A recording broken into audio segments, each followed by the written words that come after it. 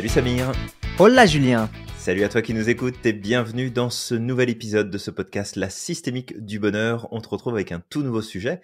Aujourd'hui, Samir, de quoi parle-t-on ? On va parler TDAH. On a déjà fait un podcast à l'époque sur le TDAH pour expliquer ce que c'était, les points forts, les points faibles également. Et là, en fait, ce qui s'est passé, c'est que on est tombé sur un article avec Julien dont le titre était « Pourquoi les TDAH vivent moins longtemps que les autres ?» En fait, ils ont une espérance de vie qui est plus courte que les autres. Donc, il y a une étude en fait qui a été partagée dans cet article-là. On l'a exploré et puis on s'est dit mais tiens, en fait, cet article, certes, amène les facteurs qui peuvent amener un TDAH à vivre moins longtemps. Alors, c'est pas une généralité, d'accord, on va amener des nuances, mais l'article n'abordait pas suffisamment les points qui pouvaient être développés pour justement augmenter cette durée de vie, pour outrepasser ces facteurs-là. Donc, c'est pour ça que on voulait te parler un petit peu de cette étude-là qui avait été partagée, mais aussi développer cet article-là en amenant qu'est-ce que tu peux faire, toi qui nous écoutes, si tu es TDAH, pour pouvoir dépasser aussi ces facteurs qui peuvent réduire ton espérance de vie. Alors peut-être faire un petit rappel ici d'abord de ce qu'est le TDAH, justement. Donc c'est un trouble du neurodéveloppement, souvent diagnostiqué durant l'enfance, de plus en plus aujourd'hui parce que il y a plein de moyens qui sont mis en œuvre. Alors, on va aussi mettre une certaine réserve sur justement ces fameux moyens qui sont mis en œuvre, parce que beaucoup sont considérés ou catalogués comme tels et ne le sont pas forcément. Finalement, on te met dans une case qui est pas forcément la tienne non plus. Donc, on prend toujours des précautions avec ces tendances qui peuvent ressortir parfois. Et d'un seul coup, on met la lumière, on met le focus sur une problématique, et puis d'un seul coup, les 3/4 de la population se retrouvent avec ce problème-là. Donc, on fait très attention à ça. Le TDAH, c'est une conséquence en fait d'un déséquilibre d'un neurotransmetteur, puisque c'est un trouble de neurodéveloppement. Et ceux qui sont particulièrement en jeu ici, c'est un trouble au niveau du système dopaminergique et noradrénergique, donc la dopamine et la noradrénaline. En fait, il y a des études aussi qui ont mis en évidence un mauvais fonctionnement des zones responsables du contrôle et de l'inhibition. Et la conséquence de tout ça, c'est que les TDAH ont des difficultés à se concentrer, comme son nom l'indique. C'est un trouble de l'attention et avec ou sans hyperactivité, parce qu'on a aussi le TDA et le H qui peut s'ajouter derrière. Exactement. Donc, difficulté de se concentrer, de s'organiser, de prioriser et de contrôler aussi les impulsions, nos impulsions en tant que TDAH. Et donc, on reviendra plus tard sur l'étude, mais juste comme ça pour introduire le podcast, ce qui en est ressorti de cette autre étude, c'est que les hommes diagnostiqués avec un TDAH ont une espérance de vie réduite de 4 ans à 9 ans. D'accord ? Et que les personnes aussi qui souffrent d'un TDAH sont plus à risque de développer des mauvaises habitudes pour la santé, mais aussi des problèmes en lien avec les impulsions, comme l'addiction par exemple, tabagisme, alcool, drogue, toute forme d'addiction, mais aussi en fait de problèmes d'impulsivité en fait, tu sais, de consommer les choses avec impulsion en fait. Et aussi il y a d'autres conséquences qui peuvent venir du TDAH, mais ça on va en parler un peu plus tard. Peut-être avant de continuer justement dans ce podcast, parce que toi qui nous écoutes là, tu entends tous les mauvais points en fait du TDAH, que ça peut réduire l'espérance de vie, etc. Il y a plein de bons côtés aussi à être TDAH, d'accord ? Être TDAH, ça peut amener une très forte créativité, une pensée originale qui sort du cadre, d'accord ? Il y a beaucoup d'écrivains, d'artistes en fait qui sont TDAH, ok ? Même des entrepreneurs. Il y a aussi d'autres points forts comme l'hyperfocus. Alors d'un côté, les TDAH ont de la difficulté à se concentrer, mais ils peuvent aussi expérimenter de l'hyperfocus. Tu vois, c'est des périodes où ils sont hyper focus sur quelque chose. Et d'ailleurs, souvent, ça arrive que quand quelque chose leur est important pour eux, en fait, ils vont tellement être focus dessus que tu as l'impression que c'est obsessionnel. Ouais, c'est ça, c'est une obsession. Ouais. Tout à fait. Il y a d'autres points comme l'énergie, l'enthousiasme, la capacité d'adaptation. Parfois, ils peuvent être même multitâches, d'accord ? Ça peut arriver chez certains TDAH, parce qu'encore une fois, il faut garder le truc, c'est que le TDAH, c'est un spectre aussi, c'est comme l'autisme, comme d'autres choses, d'accord ? Le TDAH, c'est un spectre et chaque TDAH va avoir potentiellement des points forts, va avoir des difficultés. Et ça, c'est un point, tu sais, on met pas les gens dans des cases. Ça, c'est important de le garder. Mmh. Et ça peut être aussi d'autres points positifs comme un sens de l'humour, de la spontanéité, de l'empathie, de la sensibilité. Donc vraiment de comprendre que le TDAH, c'est pas être TDAH, c'est pas une fatalité. Mmh. Qu'être TDAH, c'est aussi avoir accès à un monde que beaucoup de personnes ne peuvent pas avoir accès. Ouais. Et peut-être justement, tu sais, il y a plusieurs choses que je voudrais repréciser ici. Alors, tu sais, tu dis être TDAH, mais en fait, c'est avoir un Avoir un trouble TDAH, oui. Ah, tu vois, de l'attention. je tombe dans mes biais. Bah, c'est OK. Je pense qu'on fait tous l'erreur de toute façon d'une manière ou d'une autre, mais c'est ça, c'est avoir un TDAH. Donc, c'est pas quelque chose qui te définit en tant qu'individu. Et puis, bah, les risques d'addiction que tu nommais, c'est beaucoup en lien justement avec ce trouble du fonctionnement dopaminergique Ouais. où Bah finalement, bah, il oui, y c'est a ça. une tendance à être beaucoup plus sensible aux addictions de manière générale et aussi beaucoup sur la recherche de sensations fortes et d'expériences fortes. Ça arrive souvent dans ces profils, ce qui peut expliquer pourquoi, alors là, c'est des hommes qui ont été diagnostiqués TDAH et on a une espérance de vie réduite de 4 à 9 ans, je crois que c'est ça que tu disais, Samir. Ouais. Euh, fait que ça pourrait aussi s'expliquer par une vie qui est animée par des activités, du sport intensif à risque, des recherches de sensations fortes. Mhm. Je pense qu'il y a ça aussi qu'on peut mettre finalement dans la balance parce que tout le monde n'aura pas envie de se jeter d'un immeuble pour voir ce que ça fait juste pour pour la sensation. Et puis bah tant mieux si le parachute s'ouvre, s'il s'ouvre pas, bah tant pis. Mm. Voilà, on n'a pas tous ce profil-là. Heureusement d'ailleurs, sinon je pense que ça serait compliqué à gérer si tout le monde fonctionnait comme ça.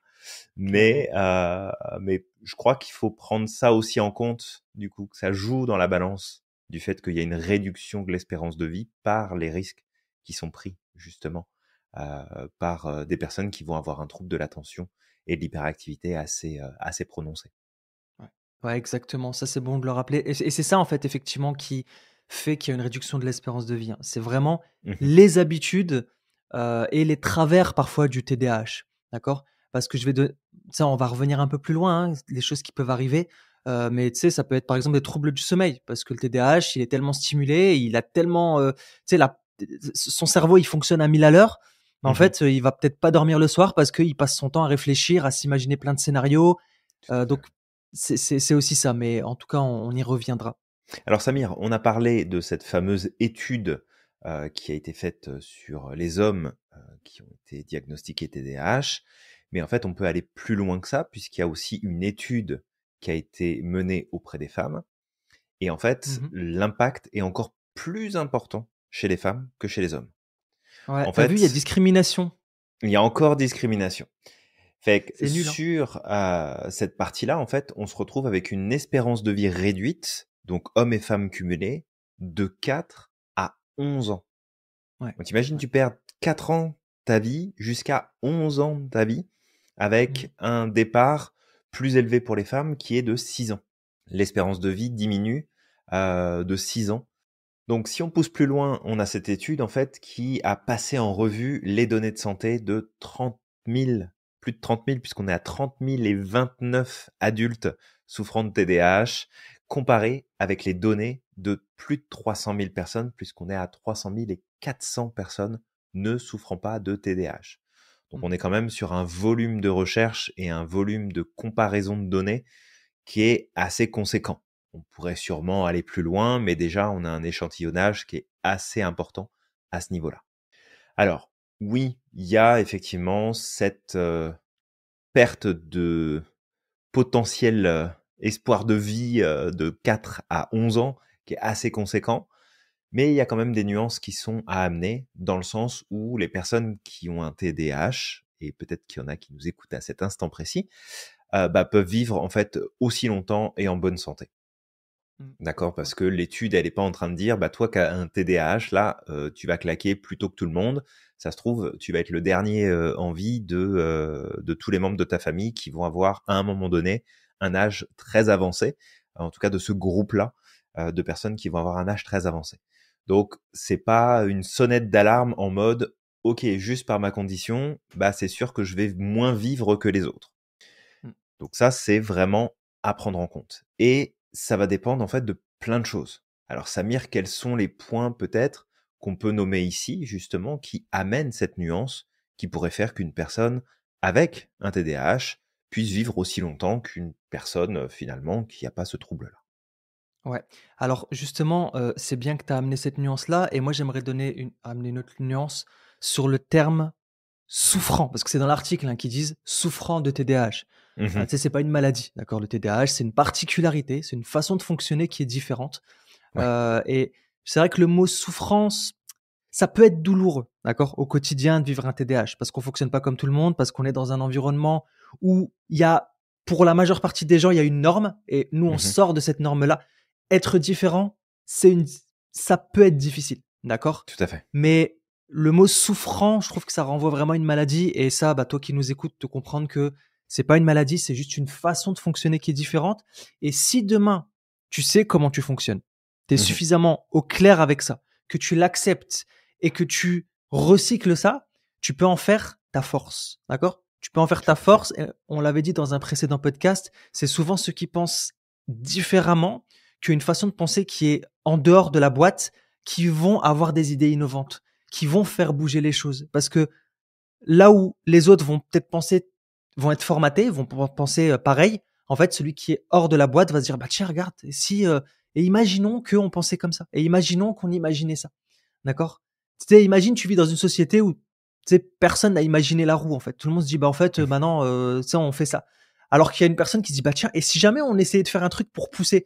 Tu sais, voilà, c'est une façon de penser qui est différente. Et c'est un peu ça, en fait. C'est que penser en dehors de la boîte, ça permet d'innover. Ça permet d'amener des nouvelles choses, ça permet de voir des solutions qui sont différentes. Donc Tout vraiment, à tu sais, fait. je m'attarde sur ça, Julien, mais voilà, Non, je mais c'est voulais un amener de très la bon point. nuance sur, Tout à fait. ouais, sur ce mot-là qui était utilisé dans l'article. Pour revenir sur ce que tu m'avais demandé, en Mmh. fait, les points qui peuvent permettre de ne pas tomber dans ces travers-là, d'avoir une durée de vie convenable, en tout cas une durée de vie non réduite, d'accord? Bah, Mmh. c'est de faire attention à son hygiène de vie, c'est de reprendre le contrôle, la maîtrise de ses mécanismes, Mmh. d'accord? C'est de faire un travail sur soi, c'est de développer des nouvelles stratégies, d'accord? Parce que, bah, en fait, les TDAH ont une façon de fonctionner qui est différente, qui peuvent justement les amener à avoir certaines dérives et c'est ces dérives-là qui mènent justement à une espérance de vie réduite, comme tu l'as mentionné tout à l'heure, Julien. Ouais, c'est ça. C'est des points sur lesquels on va revenir un petit peu plus tard, justement dans ce podcast. Parce que, bah, sans ces piliers-là, ça va effectivement jouer énormément dans la balance. Alors, peut-être aussi ce qu'on peut nommer, c'est que cette étude, en fait, elle montre surtout que les personnes atteintes d'un TDAH méritent plus d'attention et de suivi de la part des professionnels de santé. Et C'est ça, ça. c'est vraiment ce qu'annonçait le docteur Liz O'Nyans, qui est co-auteur de l'étude. Et en fait, elle met vraiment en avant ces principes de, il y a une méconnaissance de ces profils, Ouais, il y bien a sûr. une méconnaissance de ce que ça implique et de tout l'aspect systémique en fait qu'il y a autour. Donc le rapport aux habitudes, les rapports familiaux, sociaux, le travail, le sommeil, les activités, l'équilibre de vie, etc., etc. Il y a une mauvaise prise en charge parce que souvent, bah, ça va être une prise en charge qui va être réduite à de la thérapie ou éventuellement de la médicamentation pour pouvoir justement soutenir, mais que derrière, il n'y a pas vraiment d'accompagnement, il n'y a pas vraiment de soutien, ni d'explications qui peuvent être données sur, tiens, en fait, ça serait bien que tu mettes ça en place dans ta vie, ça serait bien que tu fasses telle chose, ça serait bien que tu mettes tel et tel élément en place, ou par exemple, on va aller bourrer des enfants ou des ados de médoc parce que bah, ça va être plus facile, ça va être plus simple, ça peut bien évidemment apporter tout un tas de résultats, ça peut aussi amener tout un tas d'effets secondaires fortement négatifs et désagréables, plutôt que de se dire bah, qu'est-ce qu'on peut changer dans le quotidien, qu'est-ce qu'on peut changer dans les habitudes, qu'est-ce qu'on peut ajuster pour faire en sorte justement que ça se passe le mieux possible. Alors, ici, ce qu'on pourrait peut-être faire, c'est nommer les facteurs qui pourraient influencer justement ça et qui pourraient limiter l'espérance de vie, la réduire. Donc, première chose qui sont à noter pour bien comprendre les résultats de cette étude, c'est tout ce qui va être lié au risque de troubles psychiques.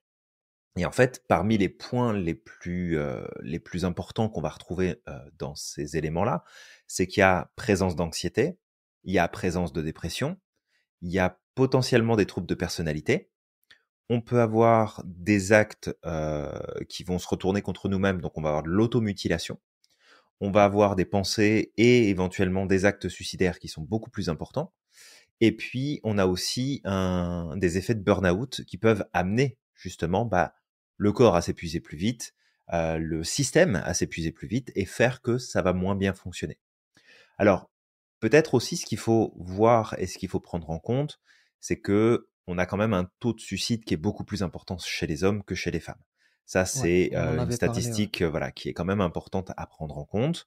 Et parmi les raisons pour lesquelles chez l'homme il y a une diminution finalement de cette durée de vie, ça va être aussi à cause de ça, justement, d'arriver à ce stade où par incompréhension de la situation dans laquelle on est, par manque d'accompagnement, par manque de soutien, par manque de structure, par manque de moyens, on peut en arriver à prendre justement des décisions aussi importantes qui sont très souvent le fruit d'expériences, de traumas, de situations qu'on a vécues depuis un certain temps, et souvent ça remonte dans l'enfance, mais pas que.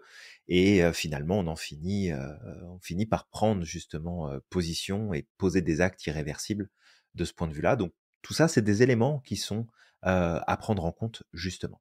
Alors je pense peut-être Ouais. que Samir, t'en aurais d'autres à partager parce que c'est pas les seuls. Ouais, exactement. Il y a d'autres, risques tels que, bah, tu l'as dit tout à l'heure, mais la prise de risque excessive, donc Ouais. qui est due à de l'impulsivité, à de la difficulté, à réfléchir avant d'agir, d'accord? Mhm. Et à un besoin de stimulation constant. Donc parfois, ça peut prendre vraiment beaucoup d'ampleur et bah, en fait, pour, répondre à ce besoin de stimulation, ils vont faire des trucs de plus en plus, tu sais, stimulants, hard, tu sais, comme les sports Sport dangereux et extrême. cetera. Mhm. Ouais, c'est ça, Bah, les tu sports vois, ça, extrêmes. ça me fait penser à une très très bonne amie à moi qui est médecin urgentiste. Donc ça lui va très bien comme travail parce que Ouais, elle a un trouble de l'attention et de l'hyperactivité, donc c'est parfait pour elle. Elle est sollicitée de partout, elle a plein de trucs à gérer. Enfin, donc c'est très dynamique pour elle. Et je me souviens lorsqu'il y a eu la guerre en Ukraine qui s'est déclarée et là où il y a eu beaucoup de problématiques. Bon, il y en a encore malheureusement, mais il y en a eu beaucoup à un moment donné. Et en fait, elle annonçait à tout le monde, elle annonçait aux amis, elle annonçait à sa famille, elle annonçait absolument de partout que c'était décidé qu'elle allait prendre un congé en fait de l'hôpital où elle est résidente, ou enfin, elle a son poste puisqu'elle a fini sa résidence depuis un petit bout déjà, et elle voulait partir sur le front pour aller ouais, soigner les blessés, pour aller soigner les personnes sous les bombardements, sous les machins, sous les trucs. Et bon, on lui a demandé de bien réfléchir effectivement à ça et de comprendre aussi que au-delà de vouloir accomplir sa mission de médecin, ce qui est tout à fait honorable, et si elle avait décidé d'y aller, elle y serait allée et il n'y a aucun problème là-dessus, mais de comprendre aussi que là, c'était peut-être un peu le côté stimulation et le danger en fait que représentait. Parce que c'était non, mais le danger, on s'en fout, c'est pas grave, moi je vais y aller, c'est bon, je sais gérer, il n'y a pas de souci. Ou finalement, il y avait ce côté impulsif qui a fait que, bon, finalement, elle n'y est pas allée. Elle a continué de traiter ses patients là où elle était et elle a su calmer un petit peu la dynamique. Mais c'est ce genre, effectivement, de décisions qui peuvent être des décisions, encore une fois, importantes. Parce que ça veut pas dire que si t'es médecin, tu dois pas aller t'occuper de personnes à l'autre bout du monde qui sont en train de souffrir ou autre. C'est pas du tout ça l'idée. Mais c'est quelle est la dynamique qu'il y a derrière? Est-ce que tu le fais pour les bonnes raisons? Est-ce qu'en fait, c'est ton impulsivité qui prend le dessus? Et tu vois, quand tu parlais de ça, du coup, ça m'a fait penser à cette situation. ouais. Petite question, elle est partie sur le front de qui? Je sais pas, le front, j'espère qu'il était suffisamment grand quand même, Oui, oui, il était grand, il était grand. Ouais, il était grand. OK, bon, bah, c'est nickel. Point, point, point, point, point, c'est pas grave. C'était pour la petite blague pourrie. C'était la petite blague pourrie. C'est ça. Il y en aura peut-être d'autres qui arriveront dans cet épisode de podcast, comme souvent d'ailleurs dans nos épisodes. Bah, oui, c'est ça. On est bon pour ça. On est bon pour les On a blagues un don pourries. pour les blagues pourries. C'est ça. Alors peut-être il y a d'autres risques également, Julien, c'est, bah, les risques d'autisme, Mhm. les risques de déficience intellectuelle, de diabète, de développer de mauvaises habitudes pour la santé, telles que, bah, le manque de sommeil, par exemple. Mhm. C'est des choses qui viennent très souvent, comme je l'ai mentionné tout Ça à arrive l'heure, souvent, ouais, tout à fait. et aussi, bah, les addictions. Voilà.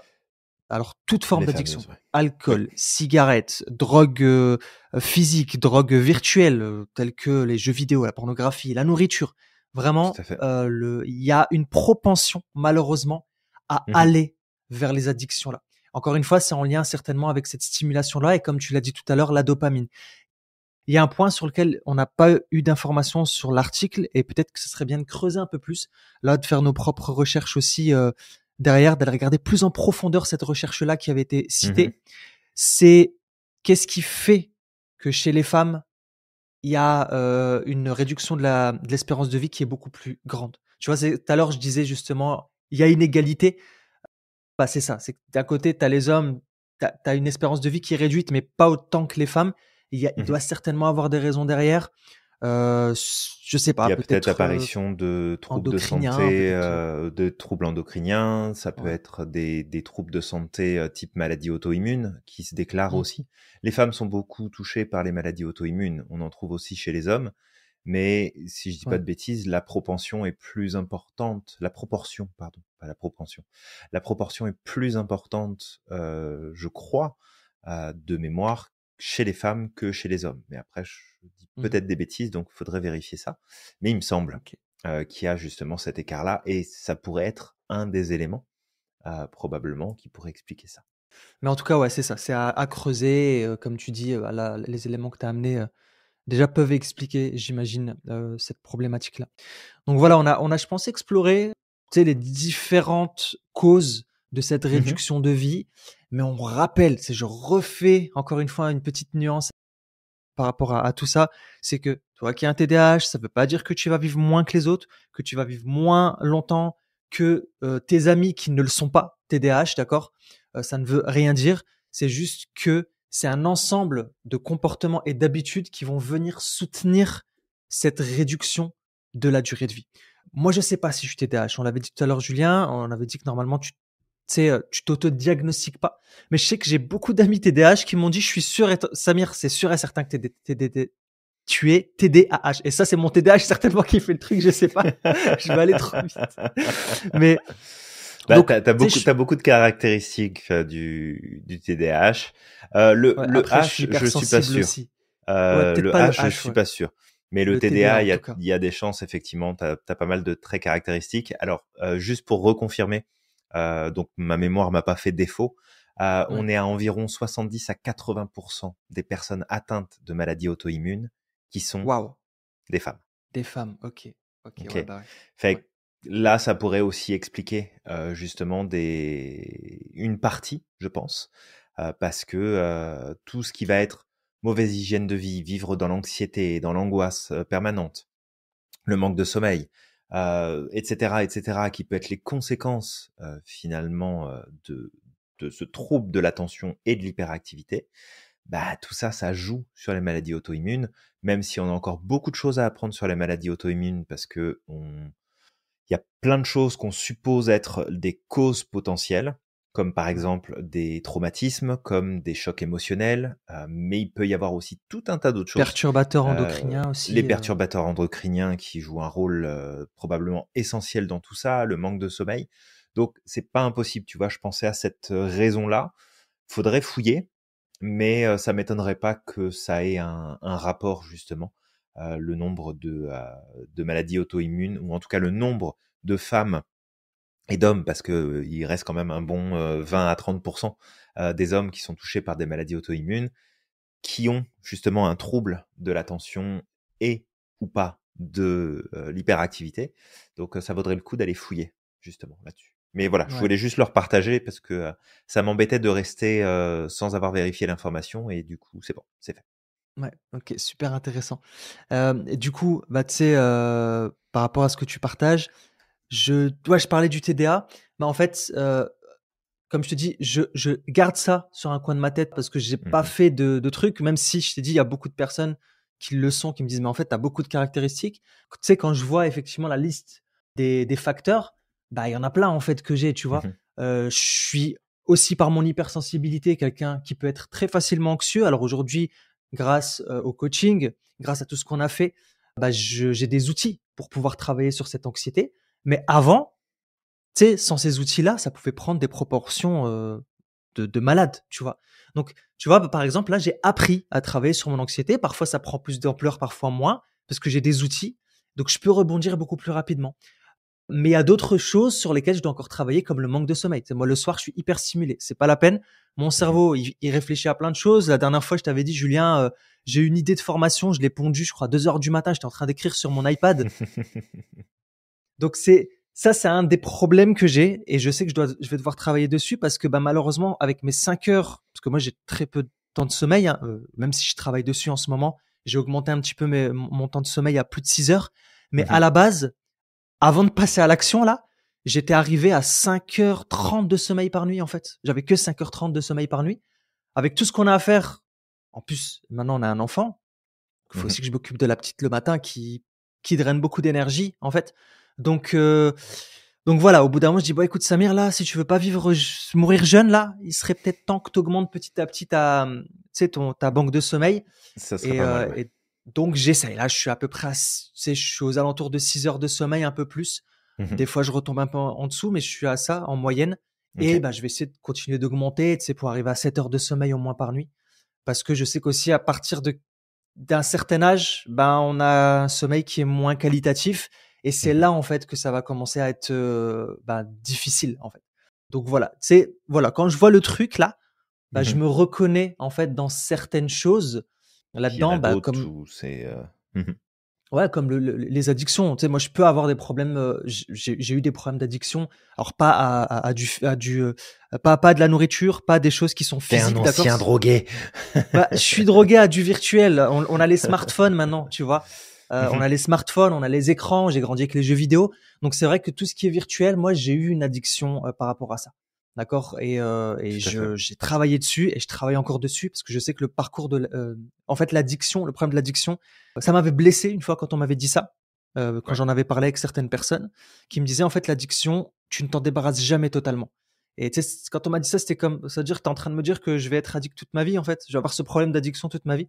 En fait, c'est juste que, bah, puisque tu as eu cette problématique-là, ça Mmh. reste quelque part dans un coin de ta personne Ouais, c'est et ça, si c'est tu un fais pas terrain, attention glissant pour toi. c'est ça. Si tu fais pas Mmh. attention, que tu as pas une hygiène de vie qui est équilibrée, ben, Ouais, dans les moments de fatigue, dans les moments de colère, dans les moments où tu sais pas gérer tes émotions, bah, tu vas facilement retomber.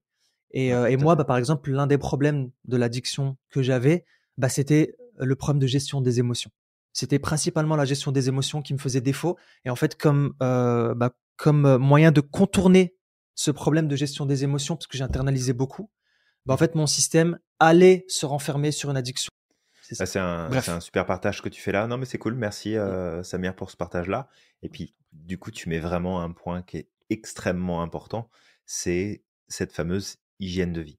C'est ça. Alors, comme on aime faire de notre mieux pour donner des informations les plus justes possibles, j'en ai Mmh. profité, Samir, pour aller, regarder, Ouais, finalement s'il y avait un lien potentiel entre les maladies auto-immunes et le TDAH. ouais. Alors, un point qui est intéressant, c'est que le TDAH est principalement diagnostiqué chez les hommes et beaucoup moins chez les femmes. Et du coup, ce côté maladie auto-immune et TDAH, il y a beaucoup de recherches qui doivent être encore faites dessus. Il n'y a Ouais. pas de lien direct finalement qui sont reliés, en tout cas sur la notion d'espérance de vie. Maintenant, ce qui est noté, en tout cas, c'est que la présence finalement de maladies auto-immunes maternelles vont augmenter le risque de présence de TDAH chez l'enfant. OK. Voilà. Il y a ça qui va ressortir, mais du coup, je pense pas finalement que, tu vois, la réflexion que je me faisais, la question que je me posais, est-ce qu'elle mérite, tu sais, d'être prise en compte? Est-ce qu'elle mérite d'être poussée plus loin? Est-ce que Mmh. finalement les maladies auto-immunes peuvent être considérées comme un élément qui joue en défaveur des femmes, puisqu'on sait que c'est les femmes qui sont beaucoup plus touchées, sur leur espérance de vie quand elles ont un profil TDAH? Voilà, Ouais. je voulais revenir là-dessus parce que j'ai pu trouver l'information avec un Bon, petit bah, peu de c'est cool. recherche et Tu es du coup revenu ça 2 fois permet de... dessus et c'est la preuve qu'on essaye de donner des On informations, essaye, en tout on cas essaye. le plus juste possible. Après, parfois, on peut se tromper et toi qui nous écoutes, bah, si des fois tu as des contre des contre-études, des trucs qui montrent le contraire, ben, en fait, on serait ravis que tu nous les Non, partages pour pouvoir se remettre en on question. prend toujours. Ouais. Ouais, Puis bon, vraiment. après, pour ma défense, on va se le dire comme ça, quand je me pose ce genre de questions, que ce soit sur ce sujet-là ou sur un autre, faut que j'aille chercher l'information. Ouais, bien Parce que sûr. sinon, C'est normal. ça me chatouille trop. C'est comme, ah, j'ai pas de réponse. Ah, faut que j'aille en chercher une. C'est important. C'est une qualité. Quitte à ce que ce soit pas clair et quitte à ce que ce soit le résultat de, bon, bah, pour l'instant, on sait pas encore. Il y a des pistes, peut-être pas. A priori, c'est pas ça. Mais voilà, il y a ce petit truc là. C'est, ah, là, tu viens de me lancer une question. Il me faut la réponse. C'est quoi la réponse? C'est cool. C'est vraiment sympa. Mais voilà, ce qui est cool aussi, c'est qu'au plus le temps passe, au plus la connaissance sur cette Mhm. problématique-là augmente. Et du coup, ben, parfois, ça vient remettre en question des choses qu'on pensait Oui, être vraies. Et puis, des fois, ça vient rajouter des choses ou confirmer d'autres choses. Et c'est ça qui est cool, en fait. Je trouve que c'est super intéressant. Et c'est pour ça qu'il faut toujours se mettre à jour. Il faut être enseignable. oui, il faut rester enseignable. C'est super important. Ouais. Exactement. Même si c'est pas toujours facile. C'est Gardez pas ça aussi toujours en facile. tête. C'est vrai. C'est vrai. Alors peut-être, maintenant, on va arriver dans le sujet le plus, alors c'est pas le plus important parce que déjà de faire de la prévention, c'est important. Mhm. Mais qu'est-ce que toi, qui nous écoutes, tu peux faire aujourd'hui, bah, pour éviter de réduire ton espérance de vie à Mhm. cause de ton TDAH? Maintenant, il y a un truc, je vais remettre une autre nuance, hein, mais si t'es pas TDAH et que tu as tout ça, c'est comme caractéristique, bah, ça va réduire ton espérance de vie aussi. Donc, ça peut te concerner également, ce podcast-là. Complètement. C'est ça. Et Complètement. peut-être c'est là aussi où on vient ajouter des éléments. Alors, on a ajouté des éléments au cours du truc par rapport à l'article. L'article amenait principalement l'étude. Et nous, Mhm. on a voulu vraiment amener, parce que dans cet article, on parlait Pousser pas plus de, OK, loin, ouais. mais qu'est-ce que tu veux faire en fait? Qu'est-ce que tu peux faire pour augmenter? Donc, ça peut être anxiogène en fait de lire ce genre d'article-là, Comme regarder les news, c'est pareil. On comme focus sur ce regarder qui les va news. pas, mais on t'explique pas ou on te montre pas de quelle manière ça pourrait aller mieux. C'est ça. C'est- Hmm. C'est ça. Mais peut-être le seul point qui a été mentionné dans cet article-là, c'était bah, la psychothérapie ou les médicaments. Super, d'accord. Bon, Allez, merci, bonsoir. voilà. Donc il y a d'autres choses. T'es pas obligé de faire de la thérapie pour pouvoir reprendre la maîtrise dessus. Tout à fait. Maintenant, c'est vrai qu'un accompagnement peut être intéressant. Ça dépend Ouais. pour qui, mais en tout cas, on en parle tout de suite. Est-ce que tu veux justement développer Ou- dessus, Julien? Oui, bah déjà ce qu'on peut remettre en avant parce que je pense que c'est le pilier numéro un, c'est ton hygiène de vie. Voilà. C'est de t'assurer de manger correctement, de manger à des heures qui sont fixes, Ouais. de pas bouffer tout et n'importe quoi, d'éviter la nourriture surtransformée, d'éviter les conservateurs, d'éviter les colorants, d'éviter en fait tout ce qui est pas naturel, tout Mm. simplement dans ta nourriture parce que on a remarqué un lien très très fort et très probant entre certains adjuvants, donc certains adjuvants additifs, certains colorants spécifiquement peuvent être présents en fait dans la nourriture et qui ont tendance à démultiplier ta problématique de TDAH. Donc on va faire très attention à la nourriture, nourriture qui, soit dit en passant, est l'une de nos premières sources en fait d'éléments précurseurs à la fabrication et au déploiement des neurotransmetteurs dans notre système nerveux. Donc Ouais.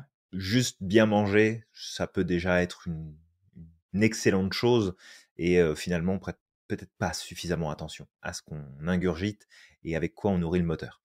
Fait que de faire attention à ça. Le sommeil, t'en as parlé Samir, sommeil super important. De manière générale, que tu aies un TDAH ou pas, diminuer tes heures de sommeil et te priver de sommeil de façon récurrente et sur la durée, t'augmentes joyeusement tes risques d'infarctus. D'accord, on va pas se le cacher là. Mm. T'augmentes tes risques de faire une crise cardiaque avant l'heure, si jamais tu devais en faire une. Donc, si on peut éviter, essaye de prendre soin de ton sommeil autant que tu le peux.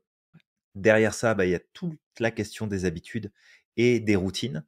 Alors oui, on peut ne pas aimer les routines, mais faire n'importe quoi avec ton alimentation, te coucher à pas d'heure, à repousser constamment même si tu es fatigué, ça aussi c'est une routine en fait. C'est ça qu'il faut Mhm. comprendre. C'est que soit tu contrôles tes routines et tu les utilises de façon consciente et adaptée par rapport aux résultats que tu veux, soit tu laisses des routines s'installer parce qu'il y en aura malgré tout. C'est ça le truc. C'est que tu sais, si tu as l'habitude de tout le temps repousser ton sommeil, c'est une routine. C'est ton Mm. habitude, c'est ta routine de repousser ton sommeil. Et tu peux pas te dire de manière honnête, intellectuellement parlant, qu'en fait, t'as pas d'habitude. Si, t'en as, mais elles sont en train de te desservir. Donc, choisis des habitudes qui vont se mettre au service de ton quotidien, de ta vie, de tes résultats, de ce qui est important pour toi, même si c'est pas toujours évident. Et puis, on a notre ami le sport, qui va être très important aussi, parce que le sport, c'est un moyen de se recharger, de se ressourcer, de se reposer. D'accord? Faire du sport, ça repose une partie de notre système. Et si tu donnes pas de place justement à l'activité physique, eh ben, ça peut vite dérégler ton système. Et si tout va bien aujourd'hui parce que tu as 20 ans, bah, dans 20 ans, tout ira pas aussi bien si justement tu ne fais pas en sorte de te donner les bonnes habitudes à ce niveau-là. D'accord? C'est pas parce que tout va bien aujourd'hui que ça va continuer à aller bien demain. Et le truc, c'est que plus tu prends de l'âge, plus ton système a besoin d'être soutenu, plus ton système a besoin d'un cadre, plus ton système a besoin, en fait, d'un ensemble de piliers sur lesquels il peut s'appuyer, parce que il est plus autant en mesure, à 40, à 50, à 60, à 70, de subir, de vivre et de gérer, en fait, tous les aléas que tu lui as foutus dans la tronche de tes 0 à 20 ans, tout simplement. Fait que, on fait très attention à ça, c'est très, très, très important avant même, je pense, d'envisager de prendre le moindre traitement, sauf si ta situation est invivable, bien évidemment. Mais, tous ces éléments-là devraient venir en priorité. Ouais, exact. C'est un bon point là que tu amènes. Et ça, bah, tu vois, tu as besoin de personne pour ça. C'est pour ça que je Mmh. disais, tu pas forcément besoin de thérapie. Tu sais, en écoutant des spécialistes, des podcasts, en lisant des livres, pour prendre conscience de ce qu'implique ton TDAH, d'accord, de comment tu fonctionnes. Donc Mmh déjà, mh. la première chose, c'est effectivement de savoir comment tu fonctionnes. Ensuite, de poser des stratégies. Mais déjà, si tu fais attention à ton hygiène de vie, t'as, tu vas gagner du temps de vie facilement, tu vois. Tout à fait.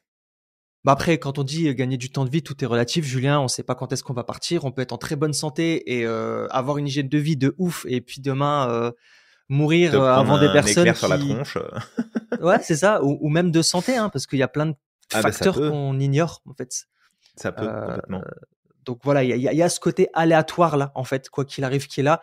Pour certains aléatoire, pour d'autres c'est le destin. Il y a un début, il y a une fin, mais il y a ce côté-là à prendre en considération. Et mais nous, notre objectif à nous, c'est de faire attention, c'est Mmh mh. d'essayer de faire en sorte que notre véhicule, notre corps, puisse aller le plus loin possible. Après, le côté incontrôlable, le côté qui n'est pas entre nos mains, bah ça, c'est ok. Et ça fait partie du truc, quoi.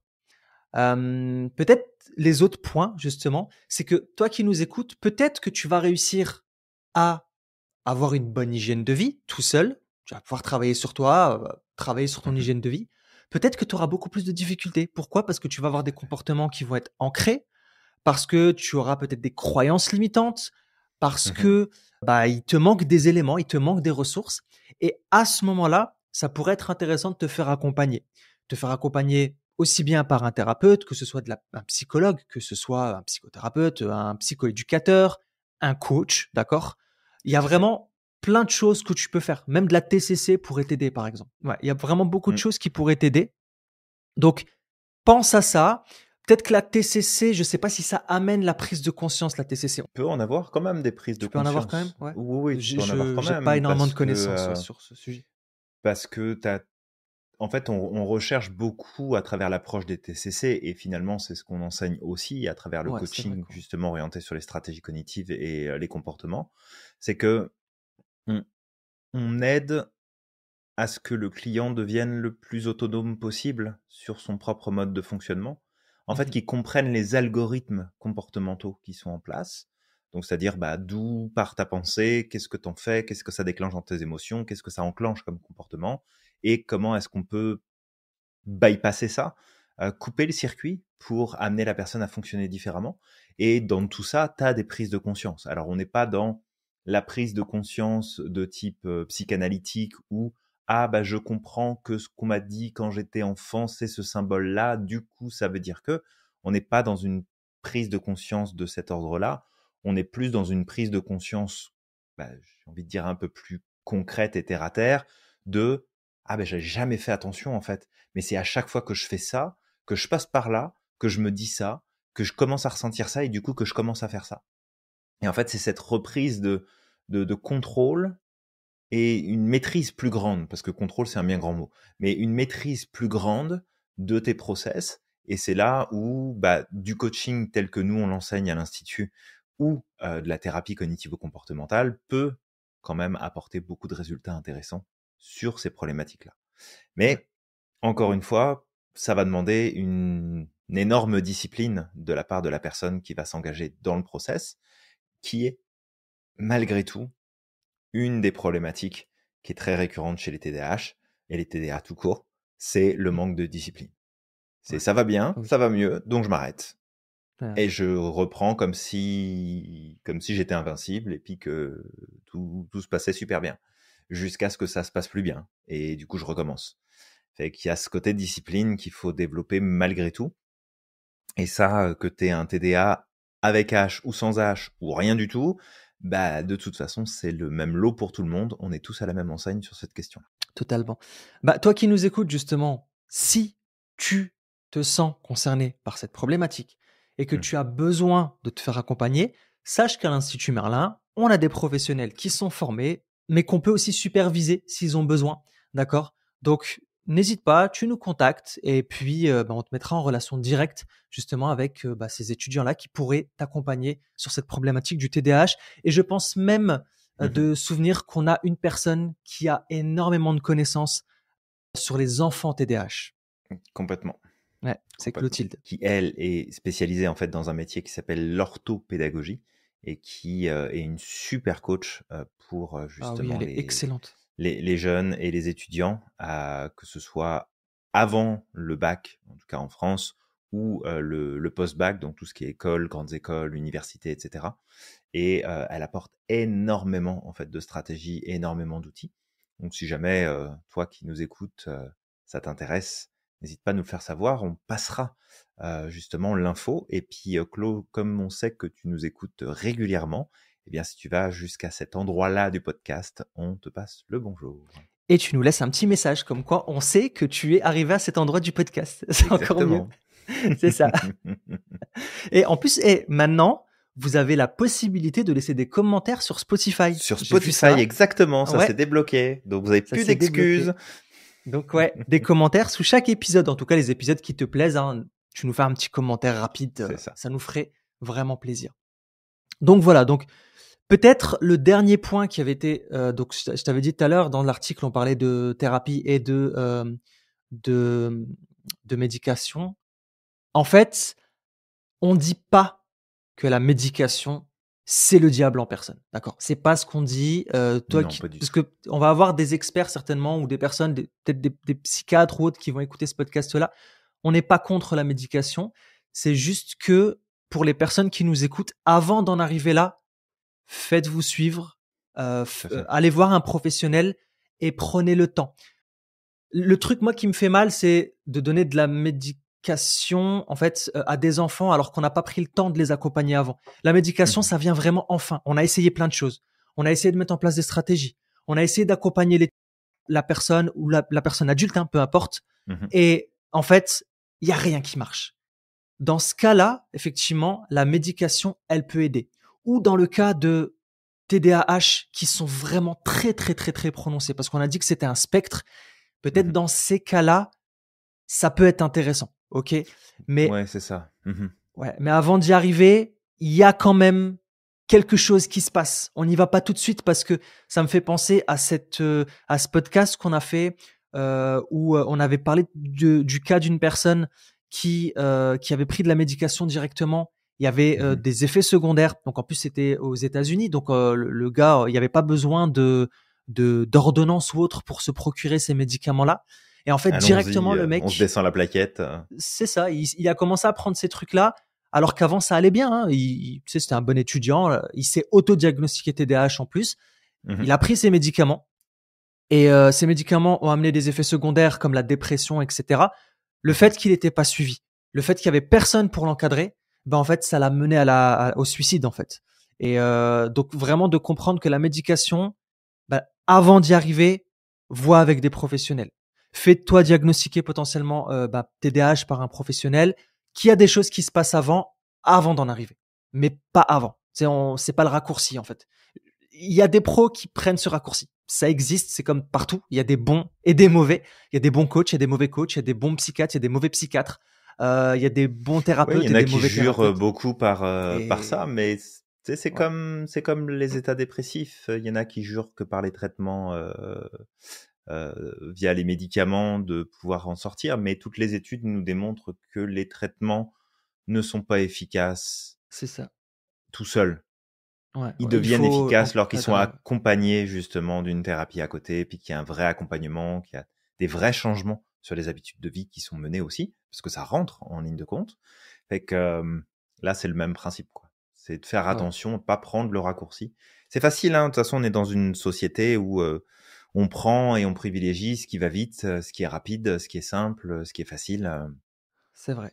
Il suffit juste de regarder la crise de l'Ozempic sur les Ouais, personnes c'est qui un truc décident de de se ouf. piquer avec un médicament normalement qui est prévu pour une condition de santé particulière. Mhm. Bon, bah malheureusement, il y a plein de gens qui ont fait ça et qui maintenant vont plus pouvoir manger correctement de leur vie, qui vont se retrouver avec la diarrhée à vie, Ouais, c'est ça, j'avais vu ça. qui vont avoir plein de problèmes de santé pour le reste de leur vie. Bon, Ouais, j'ai envie de dire, à un moment donné, voilà, c'est la loi de la nature. Tu fais pas attention et tu veux jouer à l'apprenti sorcier. Bah voilà ce qui se passe. ouais. Pour Tu payes petit les rappel, conséquences. l'Ozempic, en fait, c'est venu des États-Unis, il me semble, mais ça a été Mhm. détourné pour la perte de poids. C'est-à-dire que, bah, en fait, Ah, ils c'est se sont très rendus efficace. compte que c'est très efficace pour la C'est perte de très poids. efficace. Mhm. Et je crois qu'ils sont en train de développer d'autres médicaments. En fait, ils sont partis de l'Ozempic, de cette molécule-là. Je crois qu'il y a une molécule ou je sais pas ce que c'est, mais ils sont partis de l'Ozempic pour développer quelque chose pour la perte de poids, mais sans les effets secondaires. Donc, ils sont en train de travailler dessus. Peut-être que dans 3, 4 ans, bah, grâce à ça, ils vont développer des choses intéressantes. Mais en fait, c'est toujours la même chose. C'est qu'il y a des gens qui ont pris de l'Ozempic, qui ont repris Mhm. du poids tout de suite, tu sais, quand ils ont arrêté, parce qu'il n'y a pas le soutien derrière. Il faut travailler sur le mindset. Mais Oui, et puis pire les objectifs de encore, vie et tout. c'est ça. Et puis ils ont toutes les emmerdes qui vont avec le traitement qu'ils auraient jamais dû prendre parce que Mais pire, c'était ouais, pas fait c'est pour eux. ça. C'est que le traitement, en fait, il y a des effets Mhm. secondaires, dont ce que tu as dit. Ça m'a fait rire, mais en même temps, j'avais de la peine pour eux. Ce fameux effet secondaire de la diarrhée à vie, bon, ça fait un peu chaud quand même, Bah, c'est c'est ça, un c'est peu compliqué. compliqué. Puis il y a plein de trucs Désolé, qu'ils hein, peuvent j'en plus manger rigole, non plus. mais je suis gêné. Je suis gêné parce que j'imagine le truc, ça doit être horrible à vivre. Ah non, Vraiment. ça doit être l'enfer. Mais derrière, voilà, là, à ce moment-là, je veux dire, tu joues à la roulette, t'as perdu. Ah, c'est ça. T'as tenté ta chance, puis t'as perdu. Sauf que le Ouais, prix à payer, il est peut-être trop important. c'est Et ça. ça, malheureusement, c'est, je pense, une problématique qui date pas d'hier, mais j'ai l'impression qu'elle prend encore plus de place aujourd'hui dans notre société. Ouais. Parce que tout est accessible vite, rapide, facile. On veut plus faire d'efforts, on veut plus travailler, on veut plus ceci, on veut plus cela, parce que tout doit aller vite, tout doit être simple, tout doit être accessible, tout doit donner des résultats rapidement. C'est pas bon, Ouais, c'est pas bon. c'est ça. Ça nous fait prendre des raccourcis qui sont dangereux. C'est ça. Et tu verras, hein, Julien, que quand ce Ozempic va être développé spécialement pour la perte de poids et qu'il n'y aura pas d'effets secondaires, etc., que Mhm. malgré ça, il y a des gens qui vont le prendre, qui vont perdre du poids et qui vont le reprendre aussi vite, en fait, ce poids-là, qu'ils l'ont perdu. Et en fait, bah, tu sais, ce yo-yo, en fait, bah, Mhm. va amener d'autres problématiques de santé. Et c'est justement ce que tu dis, c'est que aujourd'hui, tout va vite. Alors, c'est un peu comme si tu plantais une graine dans ton jardin et toi, tu as envie que Mhm. ça devienne un arbre demain, en fait. Bah non, en fait, ça marche pas comme ça. Il faut du temps pour les choses. Et ce temps-là, bah, c'est le temps que ton cerveau s'habitue, le temps que ton système s'habitue également, et aussi Mhm. bah, de travailler sur tout ce qui vient en amont, en fait. Et bah, le mindset, c'est ce qui fait qu'il y Bah, a des ça gens qui joue. gagnent des millions et que bah, c'est pareil. Tu deviens millionnaire du jour au lendemain, t'as pas travaillé sur le mindset, tu perds tout Bah, aussi vite que tu l'as eu. c'est ça, et en fait, il y a un truc qu'il faut garder en tête, et je pense qu'on terminera avec ça parce qu'on va pas s'éparpiller, puis on va rester focus pour terminer ce Ouais. podcast. Tu mets un peu d'ordre. Merci, Julien. Mais tu vois, il y a une règle qui est importante, et si tu y as jamais pensé, toi qui nous écoutes, garde bien ça en tête. Parce que ça peut transformer littéralement ta compréhension de toi, du monde, et de comment les choses fonctionnent. Ouais. Ceux qui visent le résultat rapide sont ceux qui vont rendre riches ceux qui savent penser aux résultats sur le long terme. Parce que quand toi, tu te dis, je n'ai pas envie ou je n'ai plus envie de faire des efforts pour faire en sorte de perdre du poids, de retrouver une hygiène de vie qui est bonne, qui est juste, et ça peut prendre des mois, voire des années. D'accord? Ça peut être long. Et que tu dis, bah, moi, j'aimerais bien un truc où je me pique 3 fois dans le mois et j'ai perdu 20 kilos et ça serait super. Et comme ça, on passe à autre chose. Bah, en fait, la personne qui va développer ce produit-là, ou en tout cas ceux qui vont le commercialiser spécifiquement, eux, ils n'ont pas une pensée court-termiste, ils ont une pensée long-termiste. Et c'est ça aussi qui fait une différence entre ceux qui vont avoir un mindset de réussite et ceux qui ont un mindset d'échec. Et ça, c'est un des critères sur lequel il faut faire attention. Parce que quand tu penses aux résultats faciles, aux raccourcis que tu dois prendre parce que c'est facile, parce que c'est confortable, parce que tu vas pouvoir profiter du truc tout de suite, bah en fait, ce que tu sais pas, c'est qu'il y a une personne qui a réfléchi à comment te rendre la chose facile pour que tu dépendes de cette solution-là, facile. Parce qu'il sait très bien que de toute façon, le résultat derrière, ça sera toujours la même chose. Et ça, c'est une problématique de nos politiques, c'est une problématique de notre vision linéaire de la résolution des problèmes. C'est qu'est-ce que je peux faire pour résoudre le problème maintenant? Quelques années plus tard, je me rends compte qu'en fait, ma solution provoque d'autres problèmes. Donc, qu'est-ce que je vais chercher à nouveau comme solution pour que ce soit réglé rapidement? Et qu'est-ce que je fais encore plus tard pour qu'il y ait une autre solution?